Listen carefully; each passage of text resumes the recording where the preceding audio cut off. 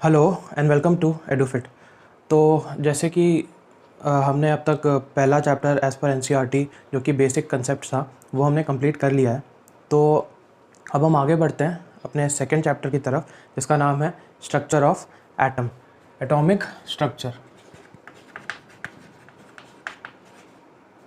Structure of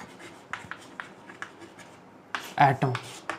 तो वही approach जो है वही होगी, बेसिक और स्टडी अप्रोच शुरू में, और बाद में इसी को हम कैपिटलाइज करेंगे एडवांस प्रॉब्लम्स के लिए, एडवांस जो क्वेश्चंस आते हैं उसके लिए। तो शुरू में जैसे कि बात हो रही है एटम के स्ट्रक्चर की, तो अगर हम बहुत पहले बहुत पास्ट में जाएं अगर, तो उसमें काफ़ी कुछ हमें पता लगता है। जैसे कि इंडियन फ़िलोसोफर्स के बारे में बात करते हैं या फिर हम ग्रीक फ़िलोसोफर्स के बारे में बात करते हैं, तो उनकी जो एक आइडियोलॉजी है एटम को लेके, वो एक तरीके से कुछ ऐसी है कि वो कहते थे कि एक ऐसा छोटा पार्टिकल एग्जिस्ट करता है जो कि इनडिविजिबल है। एक ऐसा छोटा पार्टिकल एग्जिस्ट करता है जो कि इनडिविजिबल है, उसको हम फर्दर डिवाइड नहीं कर सकते, और वो अपने आप में जो है वो बिल्कुल फंडामेंटल है। फंडामेंटल यानी कि बेसिक, उससे छोटा कोई पार्टिकल हो नहीं सकता। जैसे कि इंडियंस की अगर हम बात करें तो महर्षि कर्नाड हो गए, और ग्रीक की बात करें तो डेमोक्रिटस हो गए। तो इन्होंने जो इंडियंस की अगर बात करें तो एक अणु, जैसे कि एक अणु का कंसेप्ट, यानी कि अणु यानी कि बहुत छोटा पार्टिकल, बहुत छोटे पार्टिकल को अणु कहा जाता है। उन्होंने एक टर्म दिया था अणु, यानी कि बहुत छोटा पार्टिकल, और इसको आगे फर्दर जो है हम और सब एटॉमिक पार्टिकल्स में हम तोड़ नहीं सकते, और छोटे पार्टिकल्स में इसको हम तोड़ नहीं सकते। तो ऐसा कुछ कंसेप्ट उन्होंने दिया था। और ऐसा ही कुछ मिलता जुलता कंसेप्ट अगर आपने हमारा डाल्टन एटॉमिक थ्योरी का जो वीडियो है वो देखा हो तो आपको पता लगेगा कि डाल्टन एटॉमिक थ्योरी में भी ऐसा ही कुछ कॉन्सेप्ट डाल्टन ने भी दिया था कि एटम जो है वो एक इनडिविजिबल पार्टिकल है। एटम जो है वो एक इनडिविजिबल पार्टिकल है, यानी कि इसको फर्दर डिवाइड नहीं किया जा सकता। कुछ कंसेप्ट, कुछ पॉइंट्स डाल्टन एटॉमिक थ्योरी के काफ़ी सही थे। जैसे कि उन्होंने कहा था कि एक टाइप का जो एटम है, यानी कि दो अलग अलग एलिमेंट्स हैं, उनके एटम्स जो हैं वो अलग अलग होंगे, अलग अलग बिहेव करेंगे in terms of physical and chemical properties. जैसे कि उनका साइज़ जो है वो भी अलग होगा, मास अलग होगा, उनका नेचर अलग होगा। वैसे ही अगर दो अलग अलग सोर्स से हम सेम एटम को लेते हैं, जैसे कि अगर हम पॉइंट ए से, अगर कोई एक सोर्स है ए, वहाँ से हम हाइड्रोजन एटम को लेते हैं, और एक बी सोर्स है, वहाँ से अगर हम हाइड्रोजन एटम को लेते हैं, तो दोनों का जो बिहेवियर होगा, नेचर होगा, वो सेम होगा। इन टर्म्स ऑफ साइज़ भी हो गया, मास भी हो गया, या केमिकल प्रॉपर्टीज़ भी हो गया। तो ये सारे जो चीज़ें हैं वो दोनों ही एटम्स के लिए सेम होंगी। पर जो मेन चीज़ यहाँ पर जो मेन प्रॉब्लम क्रिएट करती है डाल्टन एटॉमिक थ्योरी के according is the word indivisible. कि उन्होंने कहा था कि एटम जो है वो इनडिविजिबल है, बिल्कुल फंडामेंटल है। लेकिन जैसे ही एडवांसमेंट्स आए, एक्सपेरिमेंट्स हुए, तो वहाँ से पता लगा कि वो इनडिविजिबल नहीं है, वो फर्दर सब एटॉमिक पार्टिकल्स में डिवाइडेड है, जैसे कि प्रोटॉन्स, इलेक्ट्रॉन्स और न्यूट्रॉन्स। तो प्रोटॉन्स, इलेक्ट्रॉन्स और न्यूट्रॉन्स, तो ये फर्दर हमें सब एटॉमिक पार्टिकल्स में आगे जो स्टडीज़ हुए हैं उससे हमें पता लगा कि इंडिविजिबल तो वो नहीं है, बल्कि आगे जो है वो फर्दर सब एटॉमिक पार्टिकल्स में वो डिवाइडेड है। तो इन्हीं सब एटॉमिक पार्टिकल्स में से हम बारी बारी से सबसे पहले तो समझेंगे कि ये सब एटॉमिक पार्टिकल्स हैं क्या, उनकी डिस्कवरी के बारे में भी हम देखेंगे। तो सबसे पहले हम इलेक्ट्रॉन की डिस्कवरी के बारे में हम बात करते हैं।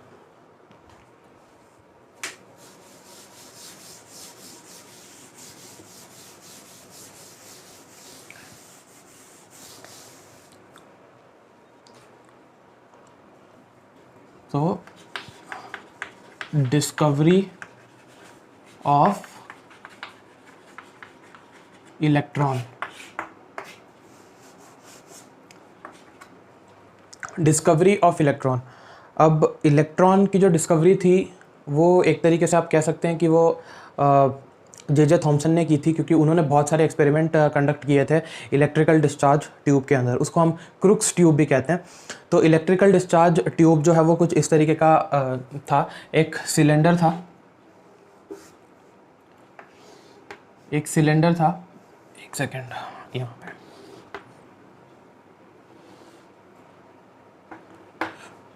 और यहाँ पे वैक्यूम कनेक्टेड था,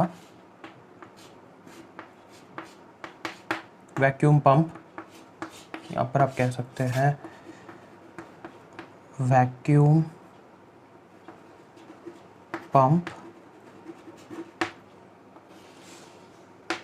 और यहाँ पे कैथोड था और यहाँ पे एनोड था। तो ये आपका हो गया कैथोड और ये हो गया एनोड।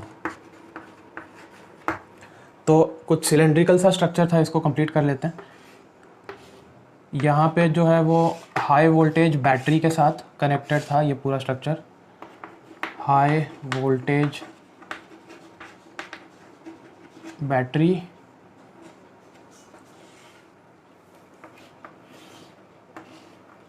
एक, और ये सिलेंडर जो है यहाँ से पूरा कंप्लीट कर लेते हैं। तो कुछ ऐसा स्ट्रक्चर था कैथोड रे ट्यूब का, जो कैथोड रे ट्यूब भी कहते हैं इसको हम, इलेक्ट्रिकल डिस्चार्ज ट्यूब भी कहते हैं, क्रूक्स ट्यूब भी हम इसको कहते हैं। तो ये पूरा स्ट्रक्चर था इलेक्ट्रिकल डिस्चार्ज ट्यूब। तो ये पूरा स्ट्रक्चर था इलेक्ट्रिकल डिस्चार्ज ट्यूब का। तो अब इसमें किया क्या थॉमसन ने कि वैसे तो सबसे पहले एक हाई वोल्टेज बैटरी कनेक्ट कर दी ताकि एक हाई वोल्टेज पावर सप्लाई मिल सके।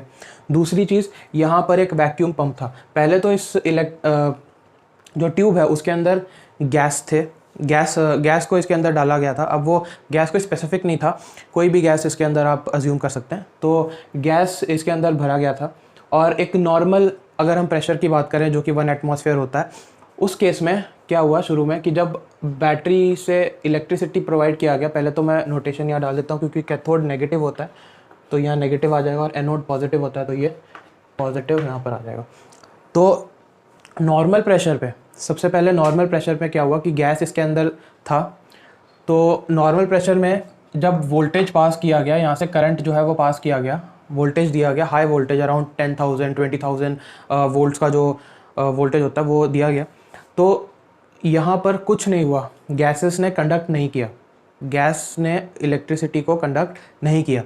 लेकिन जब वोल्टेज को वैक्यूम को यहाँ पर क्रिएट किया गया, यानी कि यहाँ से गैसेस को बाहर निकाला गया।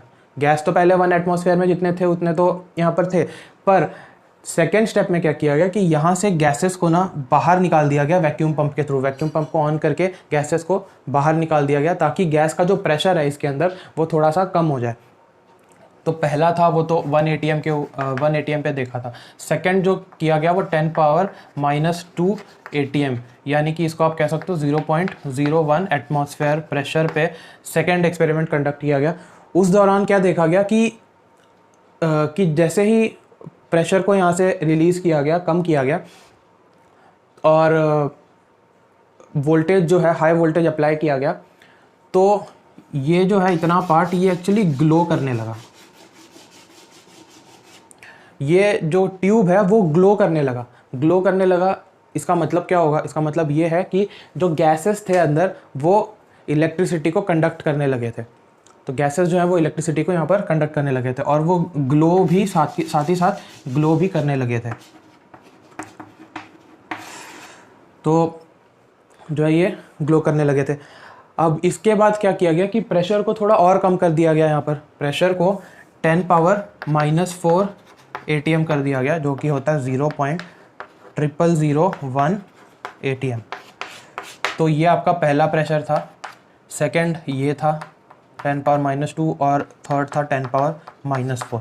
तो जब प्रेशर को और कम कर दिया गया तो क्या हुआ कि जो ऑब्जर्वेशन में ये था कि ग्लो जो था वो थोड़ा सा और कम हो गया, जो ग्लो था वो थोड़ा सा फेंट हो गया, काफ़ी डिम हो गया, लेकिन फिर भी गैसेस जो हैं वो इलेक्ट्रिसिटी को तब भी कंडक्ट कर रहे थे। गैसेस जो हैं वो इलेक्ट्रिसिटी को फिर भी कंडक्ट कर रहे थे। तो इन एक्सपेरिमेंट से क्या कंक्लूड किया गया? इन एक्सपेरिमेंट से ये कंक्लूड किया गया कि जो ग्लो था वो एक्चुअली मटेरियल पार्टिकल्स के वजह से था। कोई ऐसा पार्टिकल जो कि कैथोड से लेके एनोड की तरफ ट्रैवल कर रहा है।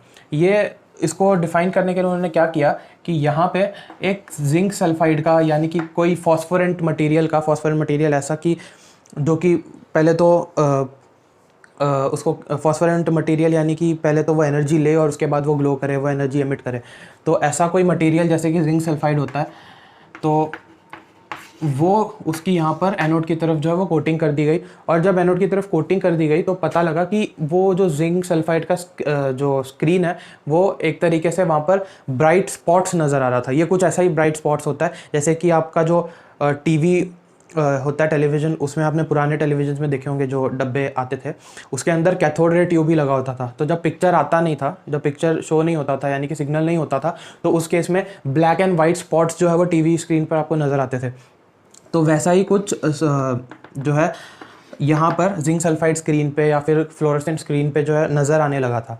तो उससे क्या पता लगा कि ये जो ट्रैवल कर रहे हैं, जो यहाँ से जो रेस ट्रैवल कर रहे हैं एक तरीके से, वो कैथोड से एनोड की तरफ रेस जो है वो ट्रैवल कर रहे हैं। और सेकेंडली ये रेस जो है वो मतलब कुछ वेव नहीं है, वो एक तरीके से मटेरियल पार्टिकल हैं जो कि लगातार उसको जो स्क्रीन को है एनोड पर वो लगातार हिट कर रहे हैं।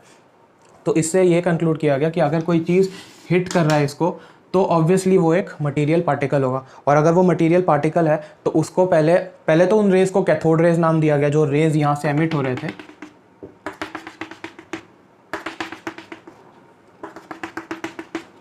तो ये जो रेज यहाँ से एमिट हो रहे थे इनको नाम दिया गया कैथोड रेज। पहले तो इन रेज को नाम दिया गया कैथोड रेज क्योंकि वो कैथोड से एनोड की तरफ जा रहे थे। उसका जो ओरिजिन था वो क्या था, कैथोड था। लेकिन उसके बाद पता लगा कि जो दूसरी चीज़ एक और यहाँ पर कंक्लूड ये की गई कि वो नेगेटिव से पॉजिटिव की तरफ जा रहे हैं। तो कोई चीज़ अगर पॉजिटिव की तरफ आएगा तो वो खुद कैसा होगा, नेगेटिव होगा। तो इसीलिए उसका जो नाम है फिर इलेक्ट्रॉन दे दिया गया, यानी कि वो जो रेस थे, वो पार्टिकल थे, वो क्या थे, इलेक्ट्रॉन थे। तो इस तरीके से यहाँ पर जो इलेक्ट्रॉन की मूवमेंट हो रही थी और इन पार्टिकल्स को नाम दे दिया गया इलेक्ट्रॉन्स। तो इस एक्सपेरिमेंट के थ्रू बताया गया कि इलेक्ट्रॉन्स की डिस्कवरी जो है वो किस तरीके से थॉमसन ने की थी। तो अब हम देख लेते हैं कि ये जो कैथोड रेस की डिस्कवरी हुई थी या फिर इलेक्ट्रॉन्स की जो डिस्कवरी हुई थी, उनका नेचर कैसा था, नेचर ऑफ कैथोड रेस।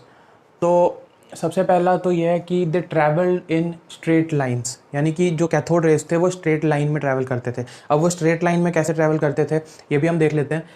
पहले तो मैं वो सेटअप ड्रॉ कर लेता हूँ फिर से। एक सिलेंड्रिकल ट्यूब, यहाँ पर vacuum inlet outlet, vacuum pump यहाँ पर, और यहाँ पर हमारे दो इलेक्ट्रोड्स थे। ये कैथोड जो कि नेगेटिवली चार्ज्ड है और ये एनोड जो कि पॉजिटिवली चार्ज्ड है। और इसके बाद यहाँ पे एक हाई वोल्टेज सप्लाई,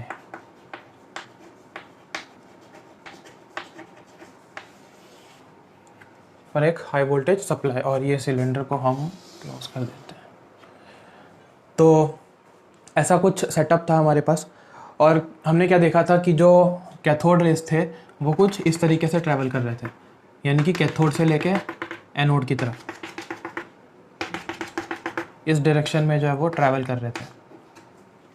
तो ये कैसे पता लगाया जाए कि कोई चीज़ कोई पार्टिकल है वो एक ही डायरेक्शन में बिल्कुल स्ट्रेट लाइन में ट्रैवल कर रही है, कोई रे है वो स्ट्रेट लाइन में ट्रैवल कर रही है।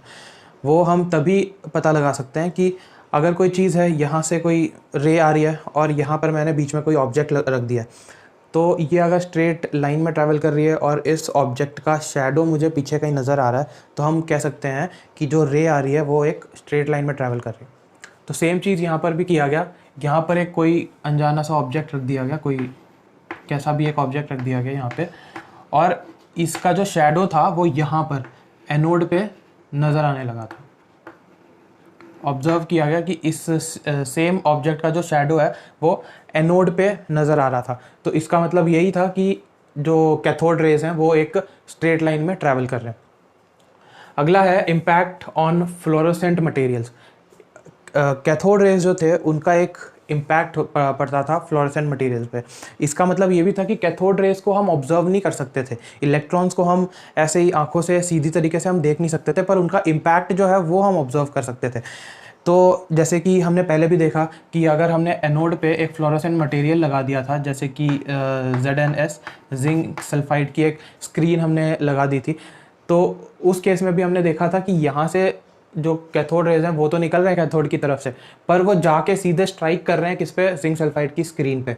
तो अगर जिंक सल्फाइड की स्क्रीन पे वो स्ट्राइक कर रहे हैं तो वो स्क्रीन क्या हो रहा है, एक तरीके से वहाँ पर डार्क और ब्राइट स्पॉट्स जो है वो नज़र आ रहे हैं, यानी कि वो एक तरीके से हल्का सा ग्लो कर रहा है। तो जो ब्राइट स्पॉट्स वहाँ पर नज़र आ रहे थे वो सिर्फ इसलिए थे कि इनका जो कैथोड रेज हैं यानी कि इलेक्ट्रॉन्स हैं उनका इम्पैक्ट उस पर पड़ रहा था।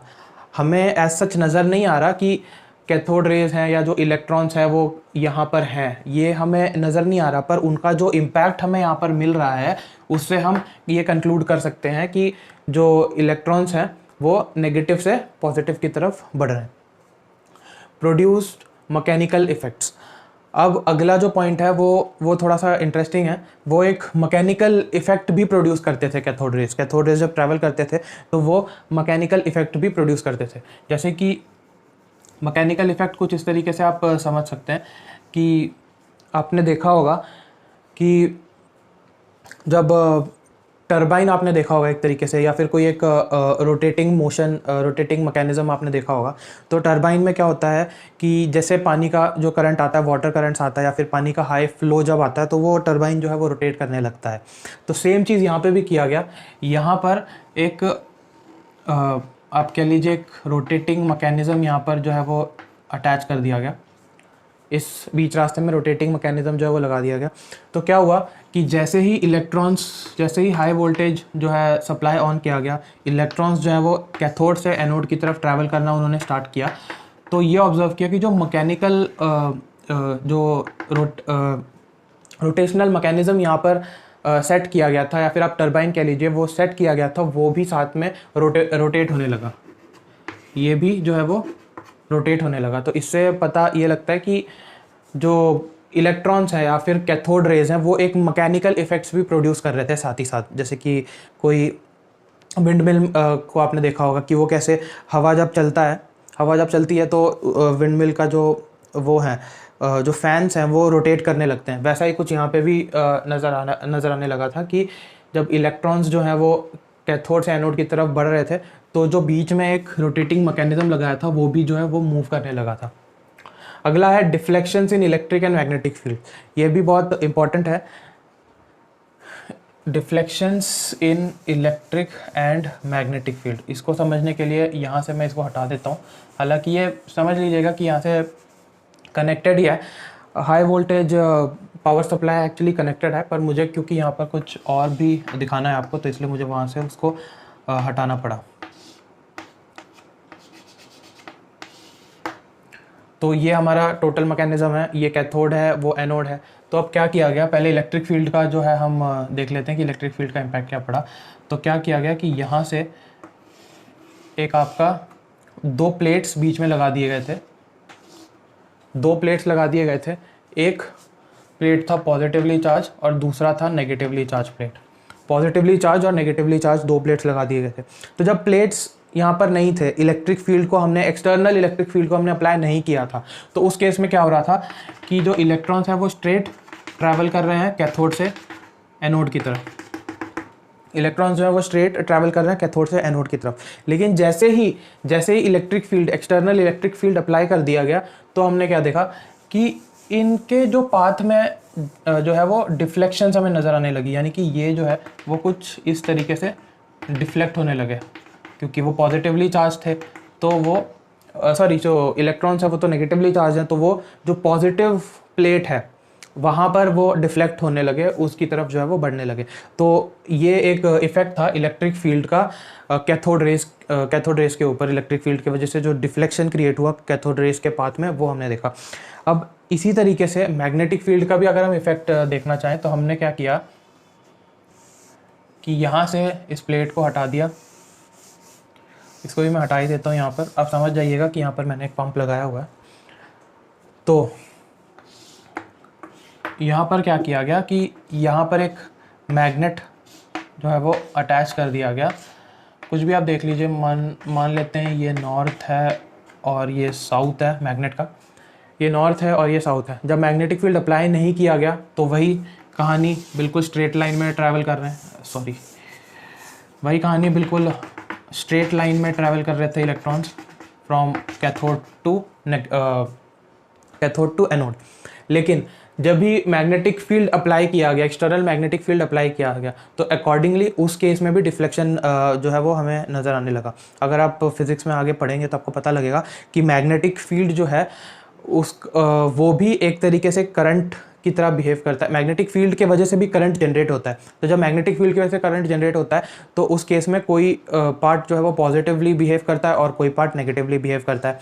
तो यहाँ पर भी अगर हम मान लेते हैं कि साउथ पोल जो है वो पॉजिटिवली बिहेव कर रहा है और ये जो है ये नेगेटिवली बिहेव कर रहा है, तो क्या हुआ, जब मैग्नेटिक फील्ड अप्लाई किया गया तब देखा गया कि अगेन जो डिफ्लेक्शंस हैं वो नज़र आए। यहाँ पर नेगेटिव चार्ज का डिफ्लेक्शन, यानी कि कैथोड रेस जो कि कैथोड से स्टार्ट हो रहे हैं वो डिफ्लेक्ट कर गए साउथ पोल की तरफ। नेक्स्ट है हीटिंग इफेक्ट। कैथोड रेस के वजह से हीटिंग इफेक्ट भी प्रोड्यूस होता था। जब भी कोई इलेक्ट्रॉन जो है वो जाकर मेटल सरफेस पे स्ट्राइक करता था तो मेटल जो है वो गर्म हो जाता था, यानी कि इलेक्ट्रॉन्स जब एकदम से स्ट्राइक करते थे मेटल सरफेस पे तो हीटिंग इफेक्ट जो है वो प्रोड्यूस होता था। अगला है पेनिट्रेशन इफेक्ट। पेनिट्रेशन का मतलब होता है कि किसी सरफेस के अंदर चले जाना, किसी मतलब एक एक्सटेंट तक उसको भेद कर अंदर चले जाना। जैसे कि अगर एक मेटल सरफेस मैं मान लेता हूँ, कोई भी यहाँ पर मेटल सरफेस है, तो कोई भी पार्टिकल होता है वो छोटे से पार्टिकल, अगर मैं कोई भी एक पार्टिकल है, वो पार्टिकल मेटल के कितने अंदर तक जा सकता है। हो सकता है ये पार्टिकल इतने अंदर तक जाए, कोई हो सकता है इतने अंदर तक जाए। तो पेनिट्रेट कर रहा है वो, उसके अंदर जो है वो उसको भेद के अंदर चला जा रहा है, तो उसको हम कहते हैं पेनिट्रेशन। तो पेनिट्रेशन इफेक्ट्स भी इलेक्ट्रॉन्स के या फिर कैथोड रेस के जो है वो नज़र आए एल्यूमिनियम शीट्स के अंदर, की पतले से एल्यूमिनियम शीट्स को, कुछ एल्यूमिनियम शीट्स को वो पार कर जाता था। कैथोड रेज या फिर इलेक्ट्रॉन जो है वो पतले से एल्यूमिनियम शीट्स को पार कर जाता था, पेनिट्रेट कर जाता था। अगला है independent of nature of electrodes and gas. अब ये थोड़ा सा यहाँ पर ज़रूरी हो जाता है, इसको भी हटा देते हैं। तो एक्सपेरिमेंट के दौरान हमने क्या देखा था यहाँ पे कि दो चीज़ें थी, हमने दो चीज़ें एक्चुअली ली थी। एक तो इलेक्ट्रोड्स लिया था, कैथोड और एनोड, और दूसरा हमने जो मटेरियल लिया था वो था गैस, जो कि इस ट्यूब के अंदर फिल्ड था। तो ऑब्जर्वेशन से ये पता लगा कि जो कैथोड रेज हैं, कैथोड रेज कह लीजिए या फिर इलेक्ट्रॉन्स कह लीजिए, कैथोड रेज या फिर इलेक्ट्रॉन्स, इनका जो नेचर है वो गैस पे डिपेंडेंट नहीं था और ना ही इलेक्ट्रॉन्स पे इलेक्ट्रोड्स पे, जो कैथोड और एनोड है उन पे डिपेंडेंट नहीं था। ये कैसे पता लगा? ये कुछ इस तरीके से पता लगा कि जब आगे फर्दर एक्सपेरिमेंट्स जब किए गए तो जो गैस अंदर फिल्ड थी, मान लीजिए कोई गैस हमने ले लिया A और उसके बाद कोई और गैस ले लिया B, तो दो अलग अलग गैस ले लिए या फिर तीन अलग अलग गैसेस ले लिए, तो उस केस में जब एक्सपेरिमेंट्स परफॉर्म किया गया तो जो चार्ज और मास का जो रेशियो आया, चार्ज और मास, चार्ज को हम आमतौर पे E से डिनोट करते हैं फॉर इलेक्ट्रॉन, तो E/m का जो रेशियो है वो सबके लिए कॉमन था, सबके लिए बस एक ही वैल्यू आई थी। चार्ज के गैसेस भी अगर हम दोनों अलग अलग हमने अगर यूज़ किया तब भी, और अगर इलेक्ट्रोड्स भी अलग अलग यूज़ करके देखा तो जो चार्ज बाय मास का जो रेशियो था वो सेम आया। तो इससे ये पता लगा कि जो कैथोड रेज हैं वो इंडिपेंडेंट है of the nature of gases and electrodes.